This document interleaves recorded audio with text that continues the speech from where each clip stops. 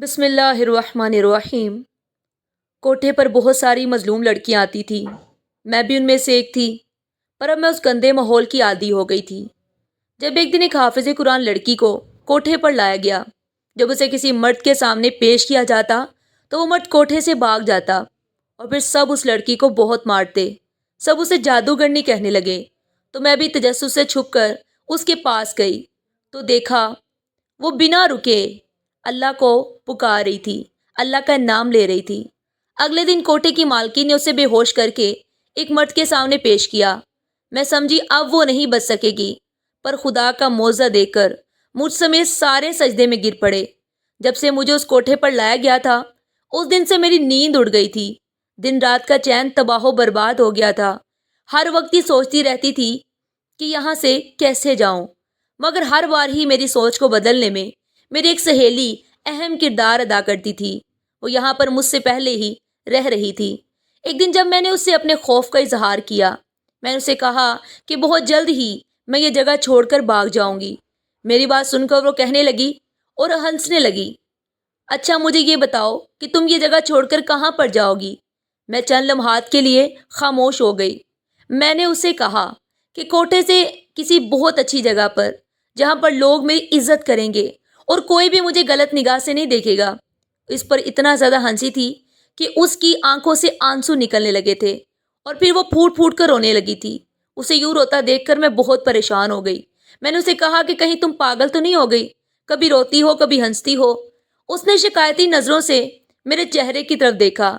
جب وہ بولی تو اس کی آواز قرب میں ڈوبی ہوئی تھی۔ وہ مجھے کہنے لگی کہ پاگل تو تم ہو گئی ہو تو اتنا بڑا خواب دیکھ رہی ہو۔ ہم جیسی عورتیں کبھی بھی شرافت سے زندگی گزارنے کے بارے میں سوچ بھی نہیں سکتی، کیونکہ ہم یہاں پر جس دن لائے جاتے ہیں اسی دن ہی ہماری عزت ہم سے چھین لی جاتی ہے۔ ہمارے نزدیک میں، ہمارے حصے میں رسوائی کے سوا کچھ بھی نہیں ہوتا۔ یہ معاشرہ میں قبول کرنا تو دور کی بات، یہ لوگ تو ہمیں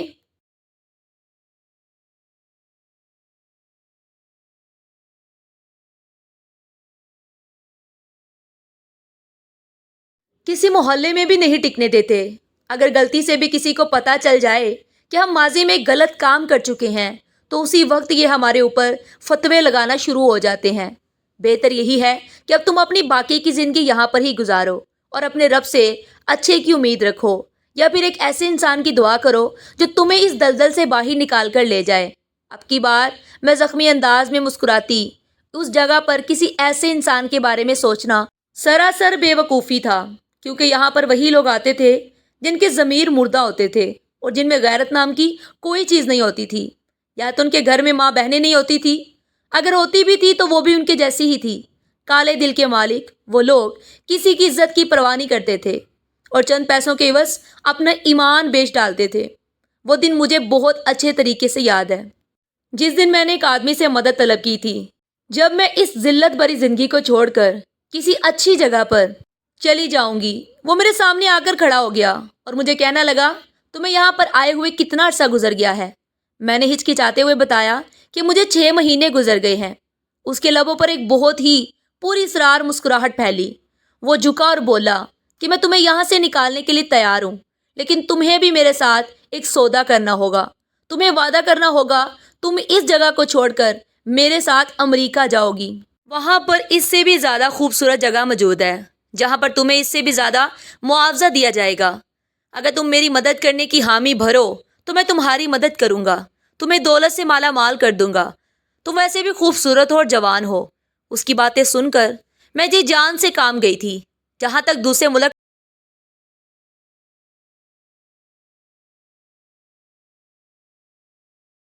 ہمیں یہ بات کہا کرتی تھی کہ تم لوگوں کو یہاں پر بہت عزت سے رکھا ہوا ہے۔ اگر تمہیں باہر کے ممالک میں لڑکیوں کے ساتھ ہونے والی صورتحال کا پتہ چلے تو تم لوگ دن میں لاکھ بار خدا کا شکر ادا کرو۔ وہاں پر نہ صرف عورتوں کی بے حرمتی کی جاتی تھی، بلکہ ان کی ویڈیوز بھی بنائی جاتی تھی اور پھر انہیں خفیہ ویب سائٹ پر بیچ دیا جاتا تھا۔ یہ ایک بہت ہی ذلت بری زندگی تھی۔ اس مرد کی باتیں سن کر میں بہت زیادہ خوفزدہ ہو گئی۔ میں پھوٹ پھوٹ کر رونے لگی اور اسے بد دعائیں دینے لگی۔ اسی وقت ہی کمرے کا دروازہ کھلا اور زوردار آواز سے کھلا اور مالکن کمرے کے اندر داخل ہوئی۔ नीलम बाई मुझे खींचते हुए वहां से लेकर चली गई थी। उस दिन उन्होंने मुझे बहुत मारा था। मैं मौत के करीब पहुंच चुकी थी। मैं दुआ कर रही थी कि आज मेरी मौत वाक़या हो जाए, कम से कम मेरी जान इस घटिया जिंदगी से हमेशा हमेशा के लिए छूट जाए। मगर मेरी किस्मत में अभी मजीद रुसवाई लिखी हुई थी, क्योंकि माजी में अपनी की हुई गलतियों की वजह से मुझे अपनी सजा तो भुगतनी थी। अपनी माँ की बद्दुआएं भी तो अभी कबूल होनी थी। अभी तो मेरी बर्बादी बाकी थी। अचानक ही मुझे उस लड़की के हंसने की आवाज़ सुनाई दी। मैं जल्दी से होश की दुनिया में आई और सामने सेहन की तरफ जाने वाली उस छोटी सी लड़की की तरफ देखने लगी, जो हाफिज़े कुरान थी, जो थोड़े टाइम पहले यहाँ पर आई थी। वो लड़की हमेशा ही अल्लाह ताला का जिक्र करती रहती थी और सब लड़कियों से अलग थलग ही रहती थी। अगर कोई उसके पास जाने की कोशिश करता था तो मालकिन उसे दूर हटा देती थी। मैं उसको पुरशौक नज़रों से देख रही थी और सोच रही थी कि काश मेरी किस्मत भी इस जैसी होती। उस पर अल्लाह ताला का बहुत करम था। उसे यहाँ पर आए हुए तकरीबन 2 महीने गुजर चुके थे, लेकिन अभी तक उसके साथ कुछ भी ऐसा वैसा नहीं हुआ था। जब भी कोई उसके पास जाने की कोशिश करता तो वो खौफ से चिल्लाने लगता था। न जाने वो ऐसा क्या करती थी कि वो उसे हाथ लगाए बगैर ही भाग जाते थे। मालकिन भी बहुत ज़्यादा परेशान थी। वो समझ नहीं पा रही थी कि आखिर ये सब कुछ क्या हो रहा है। कल रात उसने मुझे अपने कमरे में बुलाया और मुझे कहने लगी कि तुम अच्छी खासी चालाक हो और सब लड़कियों में से शातिर हो। मैं तुम्हें एक अहम जिम्मेदारी सौंप रही हूँ। तुम पता लगाओ कि आखिर ये लड़की करती क्या है। अगर तो ये जादूगरनी है तब भी मुझे बताओ, या अगर उसके पास कोई ताकत मौजूद है जिनके जरिए ये काम कर रही है तो भी मुझे सब कुछ बता दो। मैंने मालकिन से मुस्कुराते हुए पूछा था कि मुझे इसके बदले में क्या मिलेगा। वो खिलखिलाकर हंसने लगी। वो कहने लगी, तुम्हें यहाँ पर आए हुए अभी सिर्फ 6 महीने गुजरे हैं, लेकिन तुम सौदे करना अच्छे तरीके से सीख गई हो। तुम्हें वो कुछ मिलेगा जिसकी तुम्हें ख्वाहिश है। मैं तुमसे वादा करती हूँ कि तुम्हारी आरजू पूरी करूँगी। मैंने उनसे कहा कि मैं कुछ भी मांग सकती हूँ, तो वो तेज़ी से हाँ में सर हिलाने लगी और कहने लगी, अगर तुम मेरा काम पाया तकमील तक पहुँचा दोगी तो मैं तुम्हारी तमाम आरजुएं, तुम्हारी तमाम ख्वाहिशात पूरी करूँगी। अभी जब मैंने उस लड़की को हवेली के पिछले हिस्से में जाते हुए देखा तो मेरे जहन में अपनी मालकिन के कहे हुए अल्फाज गूंजने लगे। एक लम्हे की देरी किए बगैर मैं उसके पीछे गई, लेकिन मैं ये देखकर हैरान रह गई कि वहां पर बने पुराने कमरों में जा रही थी, जिस तरफ सब लोग ही जाने से खौफजदा होते थे। हवेली के मुलाजमों ने ये बात मशहूर कर रखी थी कि यहाँ पर आसेब बसते हैं। मुझे तो जन्नात से बचपन से ही बहुत डर लगता था। जब मैं उस तरह की बातें सुनती थी तो खौफजदा हो जाती थी। इसी वजह से मैंने कभी भी उस जगह का रुख नहीं किया था। मगर अब उस लड़की को वहां पर जाते देखकर मुझे शदीद बेबसी का एहसास हो रहा था। वहां पर जाना मेरी मजबूरी बन गई थी। थोड़ी देर के बाद मैं उस बरामदे में पहुंच गई। वो लड़की आखिर में बने एक कमरे में दाखिल हुई थी। वो मुसलसल मुस्कुरा रही थी और धीमी आवाज में कुछ पढ़ रही थी। यकीनन वो कुरान पाक की तिलावत थी, क्योंकि उसकी आदत थी। मैं बहुत ही मोहतात से कदम उठाने लगी, कहीं ऐसा ना हो वो मुझे पकड़ ले। थोड़ी देर के बाद मुझे उस कमरे में एक रोशनी दिखाई दी थी। यकीनन वो टार्च अपने साथ लाई थी। पता नहीं वो वहां पर क्या कर रही थी। मैंने कमरे के अंदर झांका तो सामने का मंजर देखकर मेरे कदमों के नीचे से जमीन निकल गई, क्योंकि अब वो वहां पर कोई भी मौजूद नहीं था। मैंने अपनी आंखें मलकर देखा, लेकिन अभी भी वहां पर कोई नहीं था। अचानक ही मुझे यूं महसूस हुआ जैसे कोई मेरे पीछे आकर खड़ा हुआ हो। मेरा दिल तेजी से धड़कने लगा। मुझे शिद्दत से कुछ गलत होने का एहसास हो रहा था। मैं अपनी जगह पर बिल्कुल साकत थी जब मुझे एक नस्वानी आवाज सुनाई दी। बाज़ौक़ात आंखों का देखा धोखा होता है और हकीकत कुछ और होती है। उस लड़की की बात सुनकर मैंने बेसाख्ता पलट कर देखा तो वो वही थी जो अभी थोड़ी देर पहले उस कमरे में गई थी। मैं हैरान रह गई और खौफ से उसे पूछने लगी कि तुम तो इस कमरे में मौजूद थी, तुम यहाँ पर कैसे पहुंच गई? वो मुस्कुराने लगी और कहने लगी कि मैं उस कमरे में नहीं गई थी, ये तुम्हारा वहम है। मैंने तेजी से नफी में सर हिलाया और कहा कि मैंने अपनी आंखों से तुम्हें जाते हुए देखा है। आखिर में उसको कैसे अपना वहम करार दे सकती हूँ? तुम्हारे पास जरूर कोई ना कोई जादू मौजूद है। वो कह के लगाकर हंसने लगी और कहने लगी, पता नहीं तुम सब लोगों को ऐसा क्यों लगता है। अगर मेरे पास जादू मौजूद होता तो सबसे पहले मैं यहाँ से बाहर निकलना चाहती और सबसे पहले मैं बाहर निकलने के बारे में सोचती। इस गंदी जगह पर कभी भी न रहती। मैंने उसे कहा, तो फिर तुम यहाँ पर एकदम से कैसे पहुँच गई? उस बात का उसने जवाब नहीं दिया, बल्कि दोबारा से बोली कि तुम्हें यह समझाना चाह रही हूँ कि बाज़ औक़ात आंखों का देखा सच नहीं होता, आंखें भी इंसान को धोखा देती हैं। चलो अब तुम जल्दी से अपने कमरे में जाओ, बहुत रात हो गई है। इस वक्त तुम्हारा यहाँ पे खड़े होना, यहाँ पर ठहरना ठीक नहीं है। उसके चेहरे पर अब फिक्रमंदी के तासुरात आ गए थे। मैंने उसे कहा कि तुम्हें मेरी फिक्र करने की ज़रूरत नहीं है। अगर तुम वाकई में मेरी मदद करना चाहती हो तो मुझे बताओ कि तुम ऐसा कौन सा जादू करती हो जिसकी वजह से वो मर्द तुमसे खौफजदा हो जाते हैं। उसके चेहरे पर कुर्ब के तासुरात फैल गए और वो बेचारगी से मेरे चेहरे की तरफ देखते हुए कहने लगी कि मैं कोई भी जादू नहीं करती, बल्कि मैं तो अपने रब से दुआ मांगती हूँ। मैंने ज़िंदगी में कभी भी किसी के साथ ज़्यादती नहीं की। अपने रब से मैं यही दुआ करती हूँ कि मेरे साथ भी कोई किसी किस्म की ज़्यादती ना कर सके। इसके अलावा मैं कुछ भी नहीं करती। पता नहीं तुम लोगों ने क्यों मुझे जादूगरनी मशहूर कर दिया है, क्योंकि तुम जादू करती हो। तुम बिलाशुबे हमसे ये बातें छुपाओ, लेकिन मैं एक दिन पता लगा कर रहूँगी कि मैंने उसकी आंखों में देखते हुए गुस्से से कहा और तेज़ी से वहाँ से चल दी। बेबसी का एहसास था, बढ़ता ही चला जा रहा था। एक तरफ मैं थी जिसकी हर रात ही कांटों पर गुजरती थी, और दूसरी तरफ ये लड़की थी जो हर बार ही बच जाती थी। मुझे अब उससे जलन का भी एहसास हो रहा था। मैं रोते हुए सोच रही थी कि इसका क्या जाता है कि वो मुझे बता देती, कम से कम मेरी बचत हो जाती। कमरे में जाने के बाद मैं ऊंची ऊंची आवाज़ में रोने लगी। वहाँ पर जितनी भी चीज़ें पड़ी हुई थी मैं सबको ज़मीन पर फेंक रही थी। मेरी हालत दोबारा से ख़राब हो गई थी। अपने वालिदैन की शिद्दत से याद आ रही थी। छोटे बहन भाइयों की याद भी मुझे सता रही थी। समझ नहीं आ रहा था कि क्या करूं, और बस नहीं चल रहा था कि अभी उड़कर उनके पास पहुंच जाऊं। काश मैं वो सब कुछ ना करती, काश मैं बाज आ जाती। मैं रोते हुए खुद को बुरा भला कहने लगी और ज़ोर ज़ोर से अपने बाल नोचने लगी। मेरी सहेली, जो कि थोड़ी देर पहले ही वॉशरूम में नहाने के लिए गई थी, जब वो बाहर निकली उसने मेरी ये हालत देखी तो वो परेशान हो गई थी। तेज़ी से चलती हुई मेरे पास आई और मुझे सीने से लगाए हुए कहने लगी, क्या हो गया है कोमल, क्यों इस तरह की हरकतें कर रही हो। मैंने उसे रोते हुए कहा कि मुझे इस दलदल में नहीं रहना, मुझे यहाँ से बाहर निकलना है। हर रोज़ ही मुझे अपने वजूद से घिन महसूस होती है, हर रोज़ ही मुझे अपने आप से नफरत महसूस होती है। जबकि एक वक्त ऐसा था जब मुझे अपनी ज़ात से सबसे ज़्यादा मोहब्बत थी और मैं अपने आप को सबसे बढ़तर समझती थी। लेकिन अब वो वक्त है कि खुद को देखना भी मुझे गुनाह लगता है। मैं क्या करूं, कैसे इस दलदल से बाहर निकलूं। तुम प्लीज़ उस लड़की को जाकर कहो ना कि वो मुझे भी जादू सिखा दे, कि मैं भी किसी मर्द को अपने करीब आने की इजाज़त ना दूं, मैं उन सब दरिंदों को रोक दूं। ये कहकर मैं दोबारा से रोने लगी। वो प्यार से मेरे बालों में हाथ फेर रही थी और मेरे कानों में सरगोशी करते हुए कह रही थी कि तुम्हारी ये तकलीफ बहुत जल्द ख़त्म हो जाएगी। हर इंसान की ज़िंदगी में आजमाइश आती है और अल्लाह ताला अपने प्यारे बंदे को ही आजमाइश में डालता है। तुम उसे सब्र से पाया तकमील तक पहुंचा दो, तुम्हारा इनाम बहुत अच्छा होगा। मैंने ज़ोर शोर से नफ़ी में सर हिलाया और कहा कि ये अल्लाह ताला की आजमाइश नहीं है, बल्कि अल्लाह ताला का अजाब है जो मुझ पर आया है। मैंने बहुत बड़ी ज़्यादतियाँ की हैं, कर दी थी, और उसी की सज़ा मुझे मिल रही है। मैं अपने रब से माफ़िया भी मांगती हूँ, लेकिन वो मुझे माफ़ ही नहीं करते। मुझे लग रहा है कि क़यामत तक मैं इसी तरह से ही तड़पती रहूँगी। तुम अल्लाह ताला से मेरे लिए दुआ करो ना कि वो मुझे माफ़ कर दे। मेरा दर्द कम होने की बजाय बढ़ता चला जा रहा था। उसने मुझे हाथ पकड़कर उठाया और मुझे कहने लगी, जाओ जल्दी से वुज़ू करो और तहज्जुद की नमाज अदा करो, तुम्हें थोड़ा सा सुकून मिलेगा। मैंने शिकायती नज़रों से उसके चेहरे की तरफ देखा और कहा कि नमाज पढ़ते हुए न जाने कितने महीने गुजर गए हैं, लेकिन मजाल है जो कभी मेरे दिल को एक लम्हे के लिए भी चैन नसीब हुआ हो।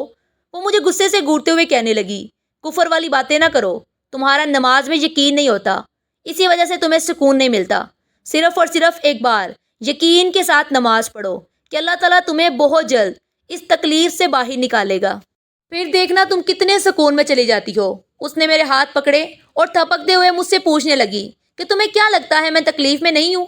मुझे भी तकलीफ होती है, मेरा दिल भी खून के अंसुर होता है। अपनी मर्जी के खिलाफ खुद को किसी के हवाले करना एक औरत के लिए सबसे जिल्लत की बात है, लेकिन इसके बावजूद भी हमें ये करना पड़ता है क्योंकि इसमें कहीं ना कहीं हमारी गलती भी शामिल है। मगर अल्लाह ताला से मुकम्मल तौर पर मायूस हो जाना और उससे दुआ मांगना भी छोड़ देना, ये सरासर बेवकूफ़ी है। तुम अपने नसीब से लड़ नहीं सकती, मगर तुम दुआ कर सकती हो। मैंने तो सुना है कि दुआ पहाड़ों को भी अपनी जगह से हिला देती है।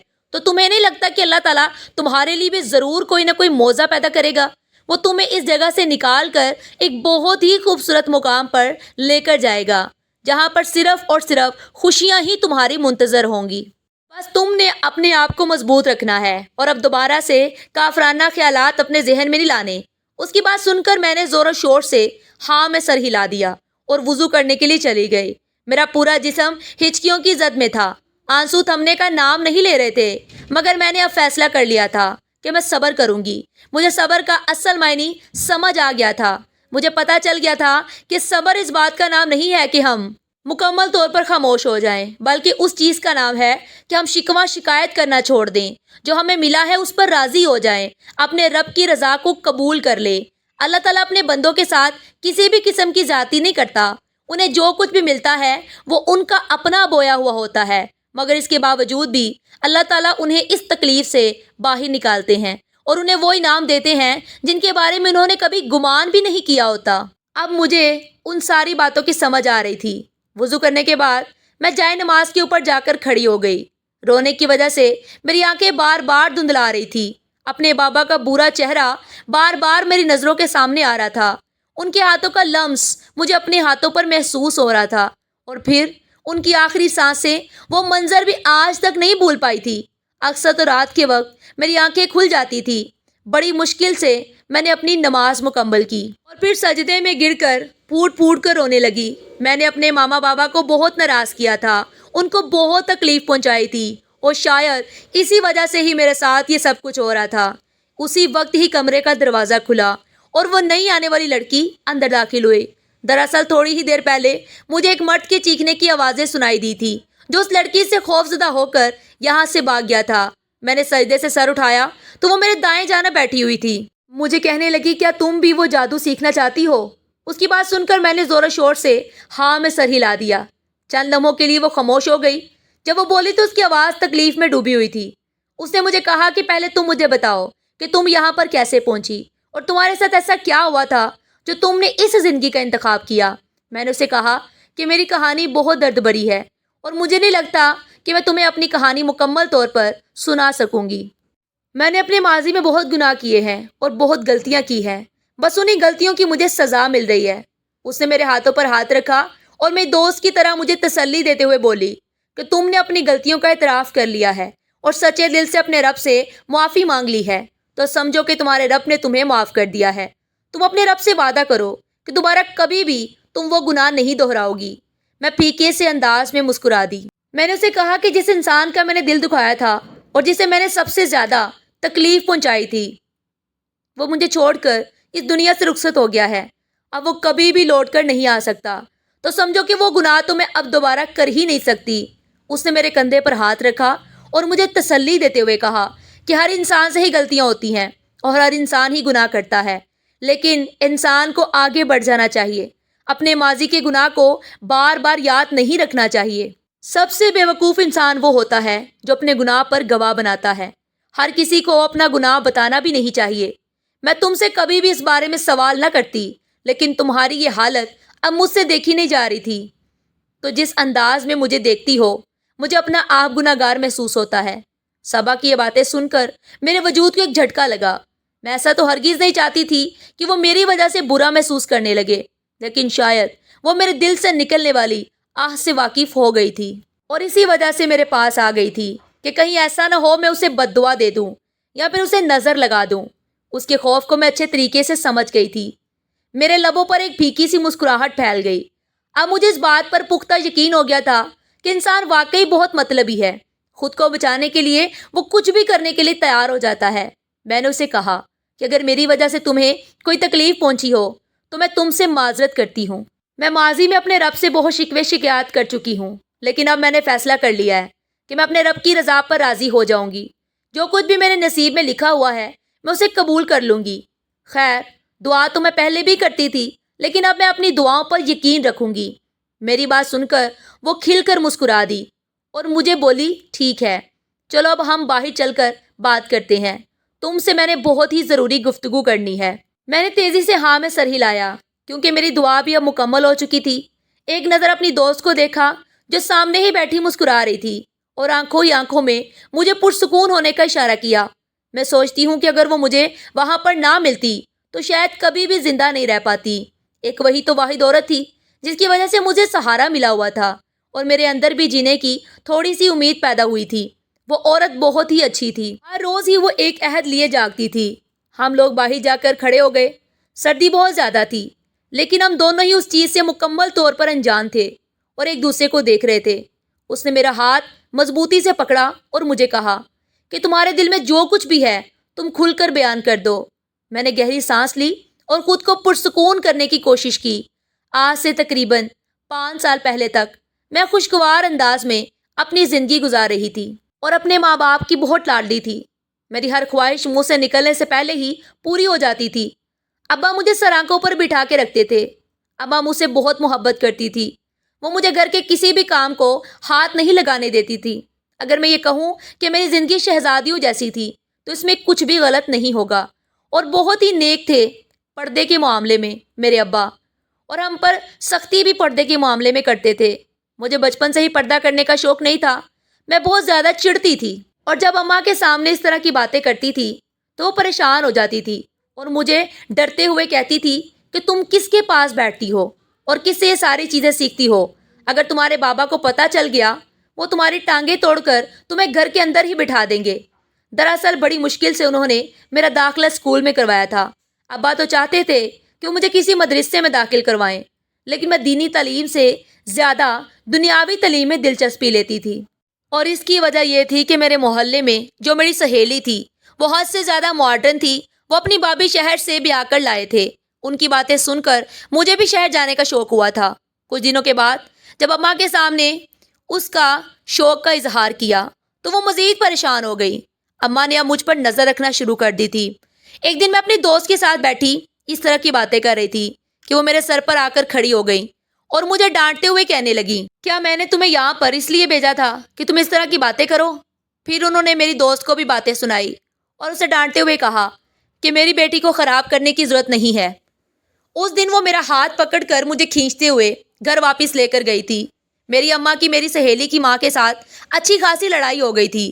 یہ دیکھ کر مجھے بہت افسوس ہو رہا تھا۔ مجھے تو اپنی آزادی ختم ہوتی دکھائی دے رہی تھی۔ اس کے بعد اماں نے مجھے صاف کہہ دیا تھا کہ اب تمہیں اس لڑکی کے پاس جانے کی ضرورت نہیں ہے، وہ تمہارا دماغ خراب کر رہی ہے۔ میں کافی دنوں تک روتی رہی، چلاتی رہی، لیکن کوئی بھی میری بات سننے کے لیے تیار نہیں تھا۔ جہاں تک ابا کا سوال تھا، وہ تو پہلے دن سے مجھے گھر میں رہنے کا مشورہ دیتے تھے۔ وہ تو لڑکیوں کا فضول میں باہر جانا پسند ہی نہیں کرتے تھے۔ انہوں نے اماں کے اس فیصلے کو بہت زیادہ سراہا تھا۔ گرمیوں کی دوپہر میں جب اماں سو جاتی تھی تو میں ان سے نظر بچا کر دوبارہ سے اپنی دوست کے گھر چلی جاتی تھی اور پھر اس کی بیٹھک میں اے سی میں بیٹھ کر اس سے باتیں کرتی رہتی تھی۔ اس نے مجھ سے وعدہ کیا تھا کہ وہ بہت جلدی مجھے گھمانے کے لیے اپنے ساتھ شہر لے کر جائے گی۔ اس کی بھابھی مجھے بہت پسند کرتی تھی۔ انہیں میری اسکن بہت اچھی لگتی تھی اور وہ اکثر یہ منہ سے سوال کرتی تھی کہ تم اپنے چہرے پر کچھ بھی نہیں لگاتی، اس کے باوجود بھی تم بہت خوبصورت ہو، جبکہ میں نے مہنگی مہنگی کریمیں استعمال کر کے دیکھ لیا ہے اور مجھے تو فرق ہی نہیں پڑتا۔ ان کی یہ باتیں سن کر میں شرما جاتی تھی اور پھر انہیں کہتی تھی کہ آپ کو کسی چیز کی ضرورت نہیں ہے، آپ قدرتی طور پر حسین ہیں۔ انہوں نے اپنا سب سے قیمتی جوڑا میرے حوالے کیا تھا جو کہ سلیو لیس تھا۔ میں جانتی تھی کہ یہ پہننے کی مجھے کبھی بھی اجازت نہیں ملے گی، مگر میں اسے چھوڑنا بھی نہیں چاہتی تھی۔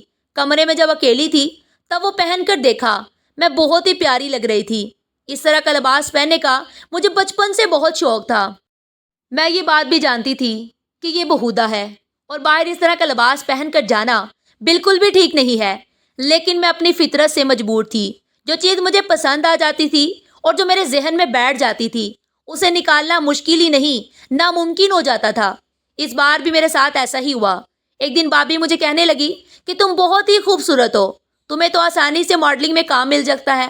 میری دوست بھی زور و شور سے ہاں میں سر ہلانے لگی اور مجھے کہنے لگی کہ تم ٹرائی کر کے دیکھو۔ میں نے اسے کہا تم پاگل تو نہیں ہو گئی؟ یہاں پر میری اماں تم لوگوں کے پاس بھیجنے سے بھی گھبراتی ہے اور تم کہہ رہی ہو کہ میں شہر جا کر ماڈلنگ شروع کر دوں۔ وہ مجھے کہنے لگی، ارے میں تمہیں کہہ رہی ہوں کہ ایسا بھی تو ہو سکتا ہے، تمہیں ایک امیر شہری لڑکا پسند کر کے لے جائے اور پھر وہ تمہاری تمام خواہشات کو پورا کرے۔ تمہیں تو ویسے بھی خواہش ہے کہ تم مشہور ہو جاؤ، تو کیوں نہ تمہارے لیے سب سے پہلے ایک شہری لڑکا ڈھونڈا جائے۔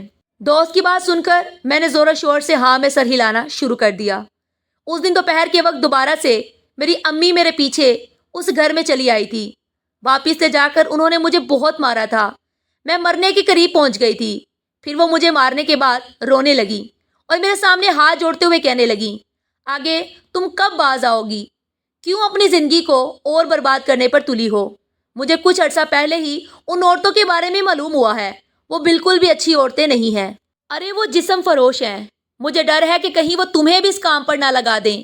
اماں کی بات سن کر چند لمحوں کے لیے تو مجھے اپنے کانوں پر یقین ہی نہیں آیا، اور پھر میں ان کے خلاف جاتے ہوئے بولی کہ ایسا ممکن نہیں ہو سکتا، وہ لڑکیاں بہت ہی اچھی ہیں، آپ کو کسی نے غلط بتایا ہے۔ اماں نے اس دن کے بعد مجھے کمرے کے اندر ہی بند کر دیا تھا۔ ایک دن کپڑے ڈالنے کے لیے چھت پر گئی تو کسی کی آواز سنائی دی۔ پلٹ کر دیکھا تو پیچھے ہی میری دوست کھڑی تھی۔ وہ آنکھوں میں آنسو لیے میرے چہرے کی طرف دیکھ رہی تھی۔ میں تیزی سے چلتی ہوئی اس کے پاس گئی اور اسے پوچھا، کیسی ہو تم اور رو کیوں رہی ہو؟ وہ مجھے کہنے لگی، تم میری واحد اور سب سے اچھی دوست تھی، لیکن تمہاری ماں نے تمہیں مجھ سے جدا کر دیا ہے۔ اب کیا میری آنکھوں میں آنسو بھی نہ آئیں؟ میں شرمندہ ہو گئی۔ میں نے اسے کہا کہ اب میں کیا ہی کر سکتی ہوں۔ ماں کے خلاف جانے کی کوشش کی تو وہ دوبارہ سے مجھے پیٹے گی، اور اب مار کھانے کی مجھ میں بھی ہمت نہیں ہے۔ اس کے ساتھ باتوں میں مصروف تھوڑی ہی دیر گزری تھی کہ وہاں پر ایک نوجوان لڑکا آ گیا۔ بلا شبہ وہ بہت ہی خوبصورت تھا، اور اس طرح کے لڑکے میں نے صرف اور صرف ڈراموں میں ہی دیکھے ہوئے تھے۔ وہ اس وقت جینز شرٹ میں ملبوس تھا اور بہت ہی ہینڈسم لگ رہا تھا۔ مجھے دیکھ کر اس نے سلام کیا تو میں ہچکچا گئی۔ اپنے دوست کے چہرے کی طرف دیکھا تو وہ دھیمے سے انداز میں مسکرانے لگی اور مجھے کہنے لگی، یہ بھابھی کا بھائی ہے، شہر سے آیا ہے۔ میں نے اس کے سامنے تمہاری بہت تعریف کی تھی کہ تم سے ملنا چاہتا تھا، مگر تمہیں تمہاری اماں میرے گھر میں آنے کی اجازت ہی نہیں دے رہی تھی۔ سوچا کہ اس طرح سے ہی تم دونوں کی ملاقات کروا دیتی ہوں۔ اس دن میں نے اس لڑکے سے چھوٹی چھوٹی باتیں کی تھی، چونکہ وہ میری زندگی میں آنے والا پہلا انسان تھا، اور میں بھی حد سے زیادہ بے وقوف لڑکی تھی۔ میرے ذہن میں صرف اور صرف ایک ہی بات تھی کہ صرف امیر شخص ہی میری زندگی ٹھیک کر سکتا ہے اور میری خواہشات کو پورا کر سکتا ہے، اور امیر شخص کو تلاش کرنے کے لیے مجھے خود ہی محنت کرنی پڑے گی۔ وہ ہر روز ہی وقت پر چھت پر آ کر کھڑا ہو جاتا تھا اور میرا انتظار کرتا تھا۔ میں 5 منٹ سے زیادہ وہاں پر نہیں ٹھہرتی تھی، کیونکہ مجھے ڈر لگتا تھا کہیں ایسا نہ ہو امی دوبارہ سے وہاں پر پہنچ جائیں۔ کب ہم دونوں کی دوستی محبت میں تبدیل ہوئی پتہ ہی نہیں چلا۔ تھوڑے ہی عرصے کے بعد جب میں نے اس سے شادی کے لیے کہا تو وہ زور و شور سے ہاں میں سر ہلانے لگا اور مجھے کہنے لگا کہ میں تمہیں بہت ہی جلد یہاں سے بہا کر لے جاؤں گا، لیکن اس سے پہلے تمہیں اپنی والدہ سے بھی بات کرنی ہوگی۔ کہیں ایسا نہ ہو کہ میرے والدین رشتہ لے کر پہنچ جائیں اور تمہاری والدہ ہمیں ذلیل کر کے رکھ دیں۔ اس کی بات سن کر میں نے، فکر مت کرو، ایسا کچھ بھی نہیں ہوگا، میں اپنی والدہ کو منا لوں گی، تم صرف اپنے گھر والوں کو لے کر یہاں پر پہنچ جاؤ۔ اس نے اپنی بات سچ ثابت کر کر دکھائی۔ اگلے ہی دن وہ اپنی والدہ اور والد کے ساتھ یہاں پر چلا آیا۔ میں بہت زیادہ خوش تھی، مگر میں نہیں جانتی تھی کہ وہ دونوں ہی اس کے سگے نہیں ہیں، بلکہ ان کا تو ان کے ساتھ کوئی تعلق ہی نہیں تھا۔ وہ تو صرف اور صرف فارمیلٹی پوری کرنے کے لیے اور ہمیں دھوکہ دینے کے لیے انہیں وہاں پر لایا تھا۔ میری والدہ کو جب پتہ چلا کہ وہ میری دوست کی بھابھی کا بھائی ہے تو وہ ہتے سے آ کر اکھڑ گئیں اور نفرت امیز لہجے میں کہنے لگی، ایسا کبھی نہیں ہو سکتا، میں اپنی بیٹی کو ایک جہنم میں نہیں جھونک سکتی۔ تم لوگوں کے کاروبار سے میں بہت اچھے طریقے سے واقف ہوں۔ انہوں نے ایک انوکھی سی فرمائش کی۔ وہ اس لڑکے سے اس کا شناختی کارڈ طلب کرنے لگے، کیونکہ وہ وہاں پر اس کے والد کا نام دیکھنا چاہتی تھی، مگر وہ لڑکا بہت زیادہ گھبرا گیا اور جذباتی انداز میں مجھ سے مخاطب ہوتے ہوئے کہنے لگا کہ کیا تم نے ہمیں صرف ذلیل کرنے کے لیے یہاں پر بلایا تھا؟ میں سوچ بھی نہیں سکتا تھا کہ تم میری محبت کا جواب اتنی ذلت سے دو گی۔ میں پھوٹ پھوٹ کر رونے لگی اور اپنی ماں کے سامنے ہاتھ جوڑتے ہوئے کہنے لگی کہ خدا کے لیے میرے ساتھ اتنا بڑا ظلم نہ کرے۔ میں اس انسان سے بے تحاشا محبت کرتی ہوں، اس انسان کو مجھ سے جدا نہ کریں۔ اماں نے میرے چہرے پر زوردار تھپڑ مارا۔ ابا بھی قریب ہی کھڑے تھے اور افسوس سے میرے چہرے کی طرف دیکھ رہے تھے۔ وہ چھوٹے چھوٹے قدم اٹھاتے ہوئے میرے پاس آئے اور میری آنکھوں میں دیکھتے ہوئے کہنے لگے، میں ابھی تک سمجھ نہیں پا رہا کہ تمہاری تربیت نے کہاں پر مجھ سے غلطی ہو گئی جو تم اس طرح حرکتیں کر رہی ہو۔ میں نے بھی ان کی آنکھوں میں آنکھیں ڈال کر نفرت امیز لہجے میں بولا کہ میں کچھ بھی غلط نہیں کر رہی، بلکہ اپنے حق کے لیے آواز اٹھا رہی ہوں، اور یہ آپ لوگوں کے ساتھ زیادتی نہیں ہے۔ اگر اپنے حق کو حاصل کرنے کے لیے مجھے آپ لوگوں سے بغاوت بھی کرنی پڑے تو میں گریز نہیں کروں گی۔ اس وقت تو میری آنکھوں پر محبت کی جھوٹی پٹی بندھی ہوئی تھی اور مجھے وہ انسان ہی سچا لگ رہا تھا۔ اپنے والدین مجھے ظالم سماج لگ رہے تھے۔ یہ بات میرے باپ سے برداشت نہ ہوئی۔ انہوں نے اپنے سینے پر ہاتھ رکھ لیا۔ ان سے سانس لینا مشکل ہو رہا تھا۔ بگڑتی ہوئی حالت دیکھ کر میں بہت زیادہ پریشان ہو گئی۔ اماں بھی خوف سے چلانے لگی۔ باقی بہن بھائی بھی باہر آ گئے اور پھر میرے دیکھتے ہی دیکھتے ابا کی روح آسمانی دنیا سے پرواز کر گئی۔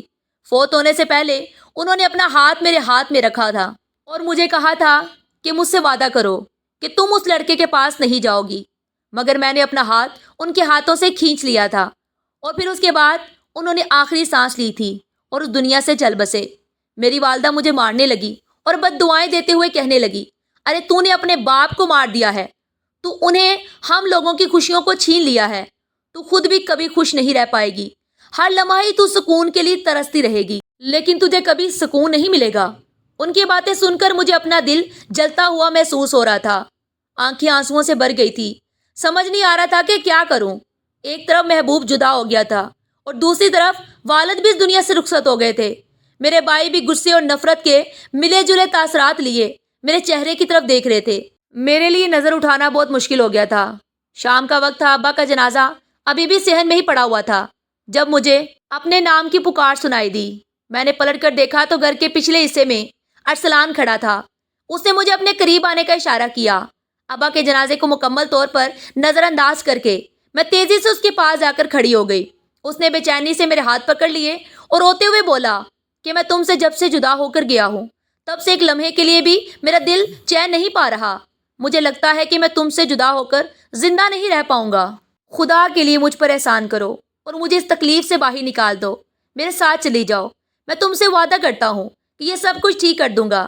میں نے اسے کہا، کہیں تم پاگل تو نہیں ہو گئے؟ ابا کا جنازہ بھی گھر میں پڑا ہوا ہے اور تم مجھے بھاگنے کا مشورہ دے رہے ہو؟ وہ رونے لگا اور میری منتیں کرتے ہوئے کہنے لگا، دیکھو اگر آج تم نے یہ قدم نہیں اٹھایا تو پھر ساری عمر ہی پچھتاتی رہو گی۔ ابا تو ویسے بھی اس دنیا سے چلے گئے ہیں، پھر میں بھی ہمیشہ کے لیے دنیا سے رخصت ہو جاؤں گا۔ میں نے اس کی ہونٹوں پر ہاتھ رکھا اور جذبات سے چور لہجے میں کہا، کہیں تم پاگل تو نہیں ہو گئے؟ یہ تم کس طرح کی باتیں کر رہے ہو؟ اور پھر اس دن ابا کے جنازے کو مکمل طور پر نظر انداز کرتے ہوئے میں اس کے ساتھ گھر سے بھاگ گئی۔ اس دن سے میری ذلت اور رسوائی بھی شروع ہو گئی تھی۔ وہ دن تھا اور آج کا دن ہے کہ میں ذلیل اور رسوا ہو رہی ہوں۔ ہر وقت ہی روتی پچھتاتی رہتی ہوں، تڑپتی رہتی ہوں اور اپنے رب سے معافی مانگتی رہتی ہوں، لیکن مجھے لگ رہا ہے کہ جب تک اماں مجھے معاف نہیں کریں گی تب تک اللہ تعالیٰ بھی مجھے معاف نہیں کریں گے۔ ابھی تمہاری عمر کتنی ہے؟ اس لڑکی نے مجھ سے پوچھا تو میں نے اپنے آنسو صاف کرتے ہوئے کہا کہ میں صرف 17 سال کی ہوں۔ اس نے میرا سر اپنے سینے سے لگایا اور مجھے تسلی دیتے ہوئے کہنے لگی کہ تم نے جو کچھ بھی کیا ہے نادانی میں کیا ہے۔ تم سے بہت بڑا گناہ سرزد ہو گیا ہے، لیکن اس میں تمہارا قصور نہیں ہے۔ اپنے ذہن پر زیادہ بوجھ نہ ڈالو اور سب کو بھولنے کی کوشش کرو۔ جہاں تک تمہاری والدہ کا سوال ہے تو میں تمہارے ساتھ خود ان کے پاس جاؤں گی اور ان سے معافی مانگوں گی۔ مجھے یقین ہے کہ وہ بھی اب تمہیں یاد کرتی ہوں گی۔ آخر کوئی ماں اپنی بیٹی سے نفرت کیسے کر سکتی ہے؟ میں نے اسے کہا، لیکن ایسا کیسے ممکن ہو سکتا ہے؟ میں کیسے یہاں سے باہر نکل سکتی ہوں؟ ایک دو بار میں نے بھاگنے کی کوشش کی تھی، لیکن ان لوگوں نے میرے ساتھ بہت برا سلوک کیا تھا۔ اگر میں خوبصورت نہ ہوتی تو یہ لوگ مجھے جان سے مار دیتے۔ چونکہ میں حسین تھی، اسی وجہ سے انہوں نے مجھے صرف اور صرف ذہنی تکلیف پہنچائی تھی اور میرے وجود پر کسی بھی قسم کی خراش نہیں آنے دی تھی۔ وہ مجھے کہنے لگی کہ اس دنیا میں سب ممکن ہو سکتا ہے، بس تمہیں اپنے رب پر یقین رکھنا ہے۔ یہ کہہ کر وہ میرے قریب سے اٹھ کر چلی گئی تھی۔ میں بھی اپنے دل کی بات کہہ کر اب تھوڑا سا ہلکا پھلکا محسوس کر رہی تھی۔ رات کا وقت تھا۔ میں نے مالکن سے کہہ دیا تھا کہ میں کسی سے بھی ملنے کی پوزیشن میں نہیں ہوں۔ ہفتے میں ایک دن ایسا ضرور ہوتا تھا کہ میں ڈپریشن میں چلی جاتی تھی اور پھر اس دن میری حالت بہت بری ہوتی تھی۔ مجھے سنبھالنا ہر کسی کے لیے مشکل ہو جاتا تھا اور پھر اس دن مالکن پر مجھے تنہا چھوڑ دیتی، کیونکہ باقی کے ہفتے میں اسے اچھا خاصا کما کر دیتی تھی۔ اسی وجہ سے وہ باقی لڑکیوں کی طرح مجھ سے ناراض بھی نہیں رہتی تھی اور نہ ہی کبھی اس نے کوئی زبردستی کرنے کی کوشش کی تھی۔ اس بار بھی اس نے مجھے ہی چنا تھا کہ میں اس نیک لڑکی کے بارے میں پتہ لگوا سکوں، لیکن میں تو خود اس کی فین ہو گئی تھی اور میں بس چاہتی تھی کہ کسی طرح سے مجھے وہ راز معلوم ہو جائے جس کی مدد سے وہ ہمیشہ کے لیے ان سب سے نکل جائے۔ آخر میں اس نے مجھے یہی بتایا تھا کہ میں اپنے رب پر یقین رکھتی ہوں۔ مجھے یقین ہے کہ میرا رب مجھے کبھی بھی نہیں ڈوبنے دے گا، وہ مجھے ہر مشکل سے ہی باہر نکال دے گا۔ شام کا وقت تھا۔ وہ مالکن ہنستی ہوئی میرے پاس آئی اور مجھے کہنے لگی، میں نے اس لڑکی کا اچھا خاصا بندوبست کر دیا ہے۔ میں سوچ رہی تھی کہ پہلے یہ خیال میرے دماغ میں کیوں نہیں آیا۔ اس کی باتیں سن کر میرا دل تیزی سے دھڑکا۔ میں نے اسے پوچھا کہ تم کس بارے میں بات کر رہی ہو؟ تو وہ پوری اسرار انداز میں مسکرانے لگی اور مجھے کہنے لگی کہ میں نے اس لڑکی کو بے ہوش کرنے کا فیصلہ کیا ہے۔ اب دیکھتی ہوں کہ وہ کیسے مجھ سے بچ پائے گی۔ ایک لمحے کی دیر کیے بغیر میں اس کے کمرے کی طرف بھاگی، لیکن باہر کی ایک لڑکی کھڑی تھی جو اس کی رکھوالی کے لیے موجود تھی۔ مجھے دیکھ کر وہ کہنے لگی، معاف کر دیجیے گا، اندر کسی کو بھی جانے کی اجازت نہیں ہے۔ میں نے اسے غصے سے آنکھیں دکھائی تو اسی جگہ پر مالکن چلی آئی۔ وہ مجھے دیکھ کر کہنے لگی، تمہیں تو میں نے خود یہ ذمہ داری دی تھی، مگر تمہاری حرکتیں دیکھ کر مجھے اندازہ ہو گیا تھا کہ تم اپنے مقصد سے ڈگمگا رہی ہو۔ اسی وجہ سے میں نے یہ سب کچھ کرنے کا فیصلہ کیا ہے۔ اور پھر جب اسے بے ہوش کر دیا گیا تو سارے لوگ ہی اس کے آس پاس جمع ہو گئے تھے۔ ہم لوگ بہت زیادہ ڈرے ہوئے تھے۔ میں نے خوف سے اپنی دوست کا ہاتھ پکڑ لیا اور اسے کہا کہ اب کیا ہوگا۔ اس نے آنکھوں ہی آنکھوں میں مجھے پرسکون رہنے کا اشارہ کیا اور مسکراتے ہوئے بولی کہ نہ جانے کیوں مجھے لگ رہا ہے کہ آج ہم سب لوگ ہی بچ جائیں گے۔ اس لڑکی کی بدولت سب کچھ ٹھیک ہو جائے گا۔ اس لڑکی کو جیسے ہی باہر لایا گیا تو وہاں پر بیٹھا ہوا مرد اپنی جگہ پر اٹھ کھڑا ہوا اور چھوٹے چھوٹے قدم اٹھا کر اس کی طرف بڑھنے لگا۔ اس سے پہلے کہ وہ اسے ہاتھ لگاتا، کمرے کا دروازہ ایک زوردار آواز سے کھلا اور پولیس اندر داخل ہو گئی۔ ہم سب لوگ ہی بہت پریشان ہو گئے۔ اس وقت مجھ پر یہ راز آشکار ہوا تھا کہ یہ چھوٹے اور معمولی گھرانے سے نہیں بلکہ ایک بہت بڑے گھرانے سے تعلق رکھتی تھی، اور اس کا بھائی پولیس میں تھا جو لمبے عرصے سے اسے ڈھونڈنے کی کوشش کر رہا تھا۔ ابھی کچھ عرصہ پہلے اسے بتایا گیا تھا کہ اس لڑکی کو یہاں کوٹھے پر بھیج دیا گیا ہے، اور وہ اپنی بہن کو ڈھونڈتا ڈھونڈتا یہاں پر پہنچ گیا۔ اس کی مدد سے میں اور میری دوست بھی آزاد ہو گئے تھے۔ کچھ لڑکیاں ایسی بھی تھی جو یہ زندگی نہیں چھوڑنا چاہتی تھی، شاید وہ بہت زیادہ مجبور تھی، یہاں سے زیادہ بے بس تھی، انہوں نے وہی رہنے کا ہی فیصلہ کیا۔ خیر وہ لڑکی مجھے اور میری دوست کو لے کر اپنے گھر چلی گئی، جہاں سے میری دوست تھوڑے ہی ٹائم کے بعد اپنے گھر والوں کے پاس لوٹ گئی۔ مجھے اب اس لڑکی سے بہت شرمندگی محسوس ہوتی تھی۔ میں مفت میں ان کے گھر میں روٹیاں توڑ رہی تھی اور یہ سب کچھ مجھے اچھا نہیں لگ رہا تھا۔ میں نے اس سے بات کی کہ تم مجھے کوئی کام دلوا دو، تو وہ جلدی سے نفی میں سر ہلاتے ہوئے کہنے لگی، اس کی کوئی ضرورت نہیں ہے، اللہ کا دیا ہوا سب کچھ ہے، اور ہم اتنے بھی گئے گزرے نہیں ہیں کہ تمہارا خرچہ نہ اٹھا سکے۔ میں نے اسے کہا کہ مجھے یہ سب کچھ اچھا نہیں لگتا۔ اپنے پیچھے مجھے ایک مردانہ آواز سنائی دی جو اس کا بھائی تھا۔ مسکراتے ہوئے بولا کہ اب تمہیں بغیر رشتے کے یہاں پر رکھنا مجھے بھی اچھا نہیں لگتا۔ میں چونک گئی۔ میں نے سوالیہ نظروں سے اس کے چہرے کی طرف دیکھا تو وہ مسکراتے ہوئے بولا، میں تم سے نکاح کرنا چاہتا ہوں، اب خدا کے لیے رونا دھونا مت شروع کر دینا۔ یہ فیصلہ میں نے کسی کے دباؤ میں آ کر نہیں کیا، بلکہ بہت ہی سوچ سمجھ کر کیا ہے۔ تمہاری رضامندی کی ضرورت ہے۔ وہ امید بھری نظروں سے میرے چہرے کی طرف دیکھ رہا تھا۔ میں نے ایک نظر اس لڑکی پر ڈالی، وہ بھی مسکراتے ہوئے زور و شور سے ہاں میں سر ہلانے لگی۔ مجھے پتہ ہی نہیں چلا تھا کہ کب وہ انسان مجھے پسند کرنے لگا تھا، اور پھر اس نے مجھ سے نکاح کر لیا اور مجھے وہ اہم مقام دیا جس کی مجھے ایک لمبے عرصے سے طلب تھی۔ جہاں تک میری والدہ کا سوال تھا تو وہ بھی اس دنیا سے رخصت ہو گئی تھی، مگر میری بہن نے مجھے تسلی دی تھی کہ انہوں نے مرنے سے پہلے تمہیں معاف کر دیا تھا، اسی لیے میرا دل بھی سکون میں آ گیا تھا۔ آپ کو یہ کہانی کیسی لگی؟ کمنٹ باکس میں اپنی رائے کا اظہار ضرور کیجیے گا، اور اگر ابھی تک آپ نے ہمارے چینل کو سبسکرائب نہیں کیا تو ابھی سبسکرائب کر لیجیے گا، اور لائک کرنا اور شیئر کرنا تو بھولیے گا مت۔ تب تک ملتے ہیں ایک نئی اور انوکھی کہانی کے ساتھ۔ اللہ حافظ۔